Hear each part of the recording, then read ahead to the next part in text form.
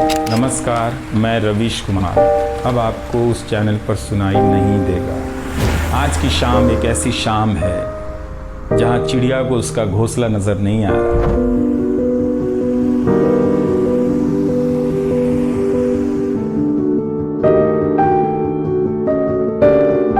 अगस्त 1996 में एनडीटीवी से औपचारिक रूप से जुड़ा था। अगस्त 1996 में ट्रांसलेटर के रूप में, अनुवादक के रूप में। लेकिन उसके पहले कई महीनों तक मैं यहाँ चिट्ठियाँ छांटता रहा।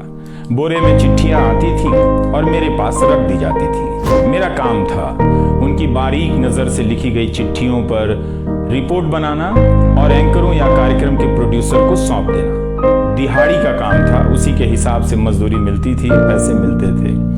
मेरी जिंदगी में यह काम आज भी जारी है। उसके बाद अनुवादक बना और कई पत्रकारों की रिपोर्ट का अंग्रेजी से हिंदी में अनुवाद करता रहा। इसके बाद मैं रिपोर्टर बन गया और फिर मेरी दैनिक रिपोर्ट की अलग यात्रा शुरू होती है। रवीश की रिपोर्ट से काफ़ी कुछ सीखने को मिला। तो इस तरह से यह एनडीटीवी में ही संभव हुआ कि एक चिट्ठी छांटने वाला इसके एक चैनल का ग्रुप एडिटर, समूह संपादक बनता है और आज उसे छोड़ रहा है, इस्तीफा दे रहा है।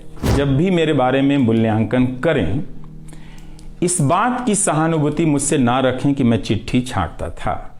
मैं उनकी तरह नहीं हूं कि अचानक चाय बेचने की बात करने लग गया। उतर रहा हूं जहाज से, बात कर रहा हूं चाय बेचने की। इसी दौर में एक नई संस्था भी बनते देखी है। वह संस्था है जनता की संस्था, दर्शकों की संस्था। दर्शक ही अपने आप में इंस्टीट्यूशन बन जाते हैं।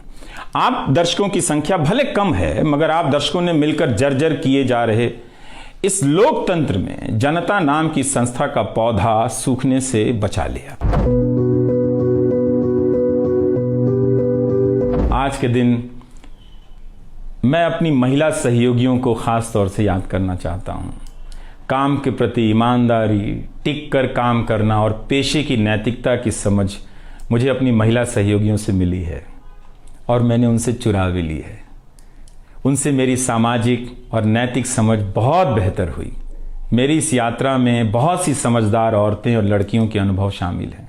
यह मैं इसलिए भी रेखांकित कर रहा हूं कि पत्रकारिता के पेशे में मर्द ही नहीं, मर्दवादियों का कब्जा है। उनकी आक्रामकता के बीच कई बार दम घुटता था। इतनी आक्रामकता के बीच आप रचनात्मक हो ही नहीं सकते, संवेदनशीलता आ ही नहीं सकती। इस पेशे में तमाम महिला सहयोगियों ने मुझे मर्दों की आक्रामकता से बचा लिया। अब शायद 9 ना बजे, प्राइम टाइम ना हो। मुझे पता नहीं है कि अब 9 बजे क्या करूंगा। मुझे टीवी से बहुत प्यार है। इस माध्यम से दिल लग गया था, शायद इसी वजह से दिल टूट रहा है। वो लाल माइक याद आता रहेगा। अब वो लाल माइक नहीं होगा। आज की शाम एक ऐसी शाम है जहां चिड़िया को उसका घोंसला नजर नहीं आ रहा, क्योंकि कोई और उसका घोंसला ले गया है। मगर उसके सामने थक जाने तक एक खुला आसमान जरूर नजर आ रहा है। इस समय मेरे रास्ते निश्चित नहीं हैं। निश्चित हैं तो सिर्फ हौसला है।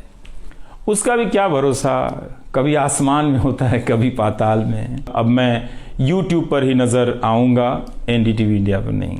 नमस्कार, मैं रवीश कुमार अब आपको उस चैनल पर सुनाई नहीं देगा।